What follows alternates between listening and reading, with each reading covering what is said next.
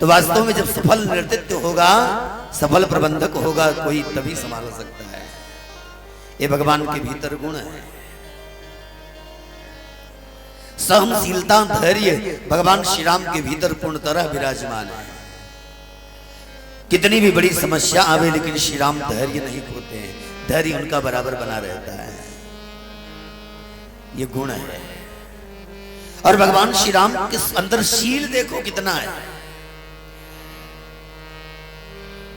कि रावण ने जिस विभीषण को लात मारी और वो विभीषण राम जी की शरण में आता है, भगवान को प्रणाम करता है कि नहीं?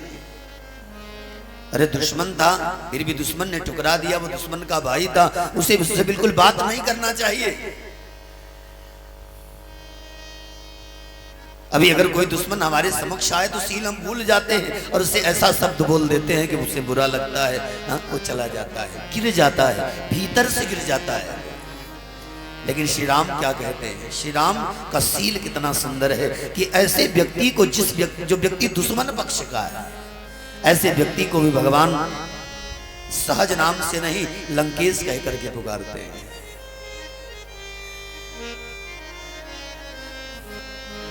कहु लंकेश सहित परिवार अकुशल कुठागर बास तुम्हारा। खल मंडली बसहु दिन राती सखा धर्म निभई के ही भाती। भगवान राम ऐसे निशंस रावण के भाई को सखा कह करके पुकारते हैं। ये राम का सील है कि जिसे कोई न स्वीकार करे, जिसे जगत ने बिल्कुल ठुकराया हो, राम उसकी बांह पकड़ के अपना बना लेते हैं और अपने से बिल्कुल स्वयं तो जंगल के तपस्वी हैं लेकिन उसको एकदम प्रतिष्ठित राजपद पर बिठा देते हैं। स्वयं का राजपद नहीं, वो अयोध्या छोड़कर चले आए लेकिन फिर भी लंकेश कह दिया।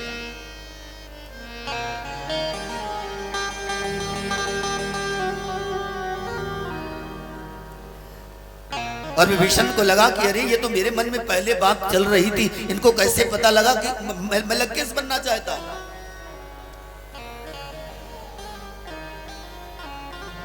और जब ये कहा प्रभु को कैसे पता लग गया तो कहते हैं क्यों कछु प्रथम वासना रही, प्रभु पद प्रीति सरित सो।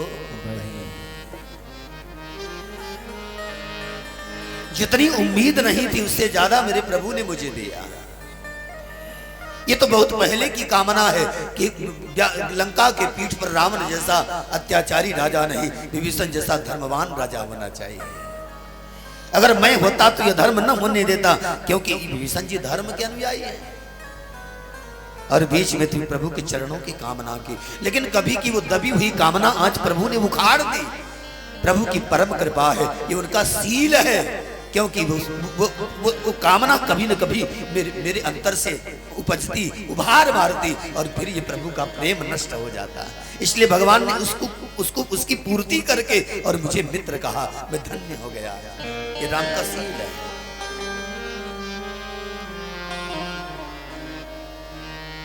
और ये राम जी का स्वभाव है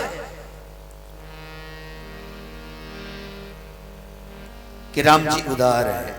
राम जी उदार हैं और सहज एक दृष्टि में दया करके कितना दे दें ये पता नहीं। तो स्वामी जी ने कहा गीतावली में,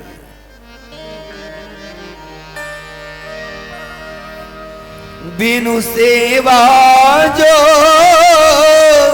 द्रवै दीन परे, बिनु सेवा जो दीन पर, राम सरिस को नाई, ऐसो को उदार जग माही, ऐसो को उदार जग माही। बिनु सेवा जो दीन पर बिन सेवा जो द्रवही लीन पर राम सरिस को नाही ऐसो को उदार जग माही ऐसो को उदार जग माही। जिस लंका का निर्माण करने के लिए, जिस लंका को पाने के लिए रावण ने जन्म बिल्कुल कई वर्ष लाखों वर्ष तपस्या की हो, ऐसी लंका को जो संपत्ति शिव रावण ही दीन दिए 10 मात असोई संपदा विभीषण ही सकुच दीन रघुना। ये राम का स्वभाव है। जिस संपत्ति के लिए रावण ने 10 सिर काट कर परमात्मा शिव पर चढ़ा दिया, इतनी मुश्किल से प्राप्त किया, इतनी कुर्बानी दी, और एकमात्र शरण में आ जाने से राम जी ने विभीषण को सहज प्रदान कर दिया। ये राम जी का स्वभाव है। ऐसो को उदारे जग माही ऐसो को उदारे जग माही। अब ऐसे उदार परमात्मा को छोड़ करके किसका आश्रय ग्रहण करे जीव? ये प्रश्न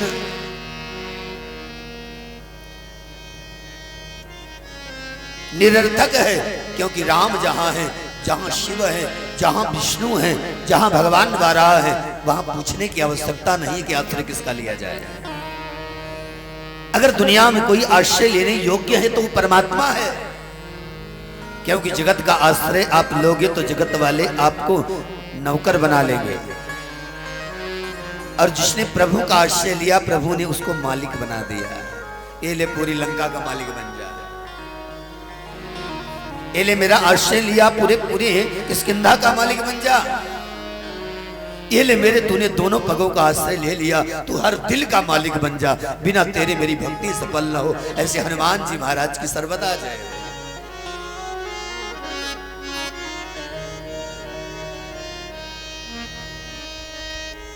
इसीलिए संतों ने कहा कि जीवन में यदि रूप गुण शील और स्वभाव चारों अच्छा चाहिए तो राम जी की तरह शिष्टाचार का पालन करो। जीवन में रूप गुण शील और स्वभाव चारों अच्छा चाहिए तो भगवान वाराह कहते हैं देवी पृथ्वी राजा प्रजापाल की तरह शिष्टाचारी बनो। राजा प्रजापाल इतने शिष्टाचारी थे कि जगत के किसी भी एकमात्र अपमान करने वाले व्यक्ति का भी उन्होंने कभी सम्मान नहीं छोड़ा, उसका भी अपमान नहीं किया। जो मान सम्मान दे उसको तो मान सभी देते हैं, लेकिन जो अपमान करे उसको भी जो सम्मान दे वही वास्तव में सही शिष्टाचारी है। और कल की कथा में आपने सुना जो मणि से जो राजा जो बिल्कुल पुरुष उत्पन्न होते, उसमें से एक राजा है प्रजापाल, उसमें से उत्पन्न हुए वही राजा हुए हैं।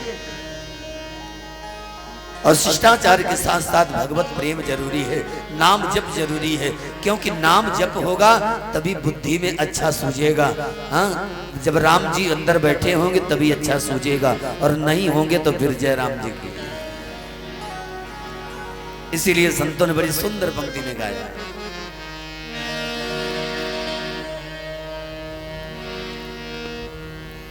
पियो पियो रे पीने वालों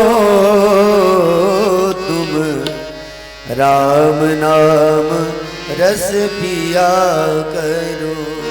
भैरवी पियो पियो रे पीने वालों तुम राम नाम रस पिया करो। तुम राम नाम रस पिया करो। जियो जियो रे जीने वालों तुम राम नाम में जिया करो। जियो जियो रे जीने वालों तुम राम नाम में जिया करो। तुम राम नाम में जिया करो, और राम नाम रस पिया करो। और राम नाम रस पिया करो। साथ में गाइए, पियो पियो रे पीने वालों, राम नाम रस पिया करो।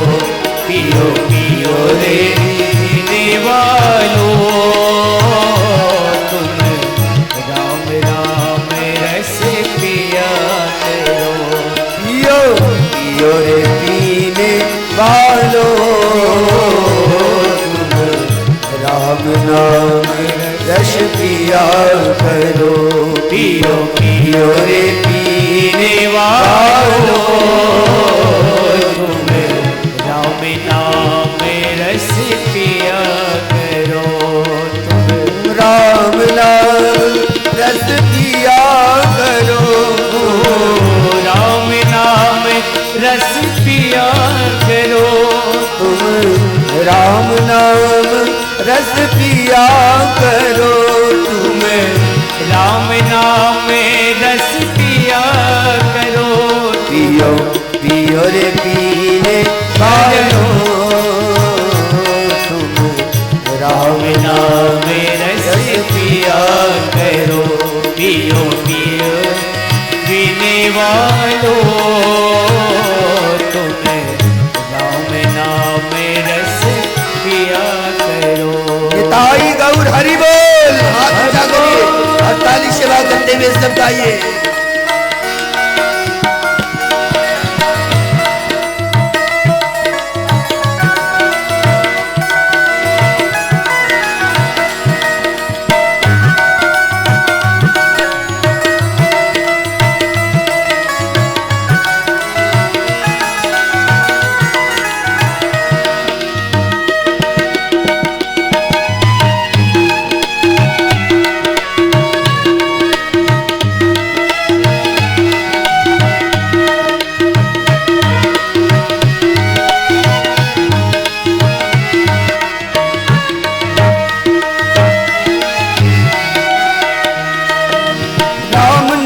हनुमत ने गाया, राम नाम हनुमत ने गाया। राम नाम हनुमत ने गाया। राम नाम हनुमत ने गाया। राम नाम हनुमत ने गाया। राम नाम हनुमत ने गाया। परम पद दुनिया में पाया। परम पद दुनिया में पाया। पुरुषोत्तम पद उनने पाया। पुरुषोत्तम पद में पाया। राम ही मति में, राम ही मति में नेत समाए। राम ही मति में नेत समाए। राम ही मति में नित्य समाए। राम विगत में निज समाए। राम नाम बिन रहा न जाए। राम नाम बिन रहा न जाए। राम नाम बिन रहा न जाए। राम नाम बिन रहा न जाए। इसलिए जियो जियो रे जीने वालों, तुम राम नाम रसे जिया करो। पियो पियो रे जीने वालों, तुम राम नाम रस पिया करो। पियो पियो रे पीने वालों, तुम राम नाम रस पिया करो। पियो पियो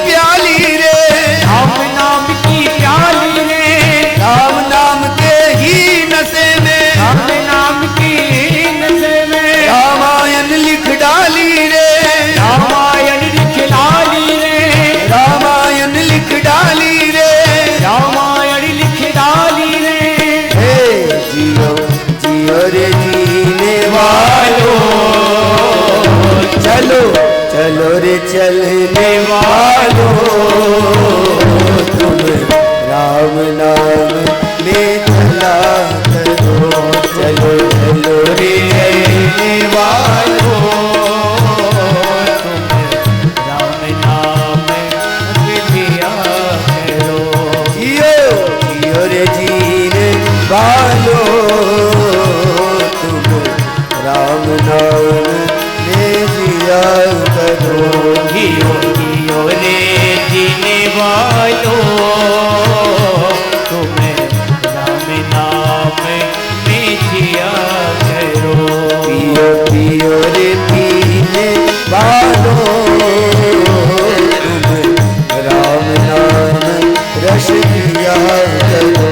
पियो पियो रे पीने वालों तुम राम नाम रस पिया करो। हरि बोल। ताली सेवा करते हुए सब साथ में।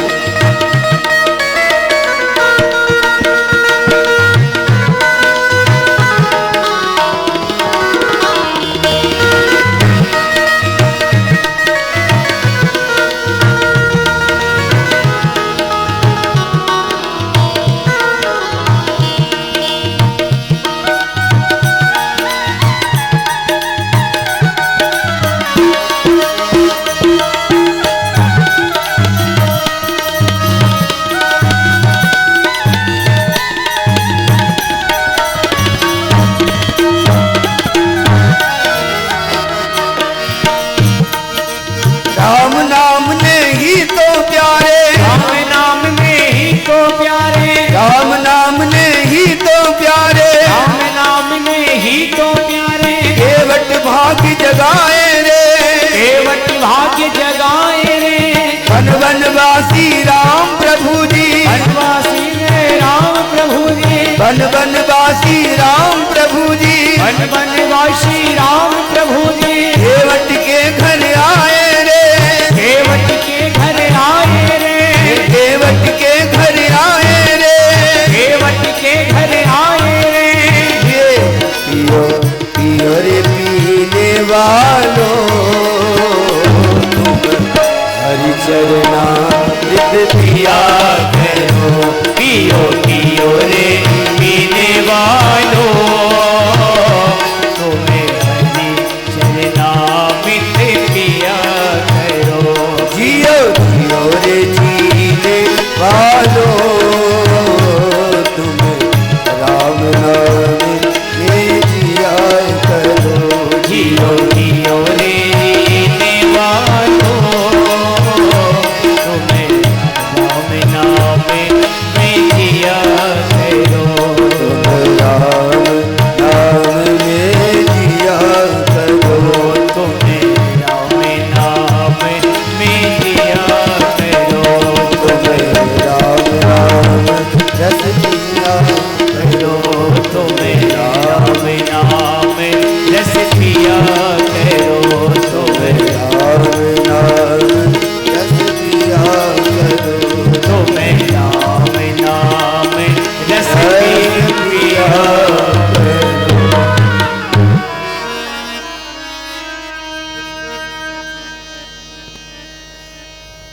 ऐसे राम नाम रस के परम लोभी भगवान शिव का देवी पार्वती के साथ विवाह हुआ।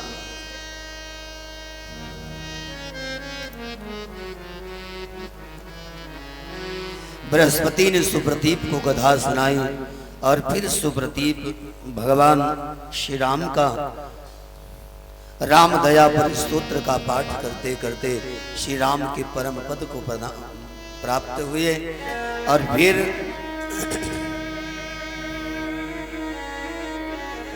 भगवान वाराह कहते हैं कि देवी पृथ्वी उस चिंतामणि से निकले हुए जितने भी पुरुष थे वो आगे चलकर राजकुल के राजकुमार अथवा तो राजा होंगे। उनमें से एक राजा प्रजापाल हुए और प्रजापाल और ऋषि सुमहातपा इन दोनों का जो संवाद है वो वास्तव में एक हमारे आपके जीवन में भक्ति प्राप्ति के लिए विशेष जरूरी है।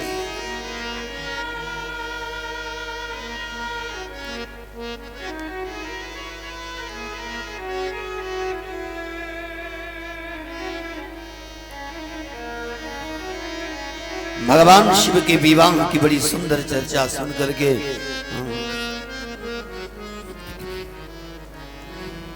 राजा प्रजापाल ने सुमहातपा से कहा कि महाराज जानने की इच्छा है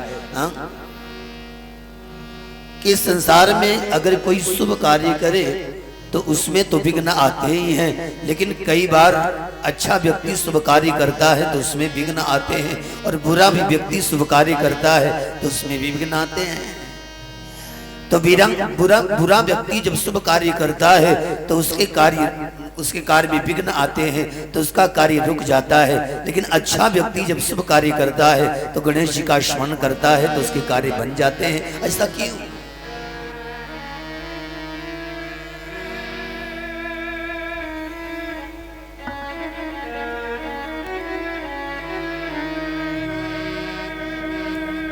गणेश जी का अवतार कैसे हुआ, उनका जन्म कैसे हुआ, ये सब जानने की इच्छा है। कथम गणपतेर जन्म, गणपति का जन्म किस प्रकार हुआ। मूर्ति मंतम च शाश्वतम, आखिर में गणेश जी मूर्ति मंत कैसे हुए। सुमहातपा ने कहा गुरुदेव मैंने सुना है ये जो गणेश जी है ना ये आकाश तत्व है।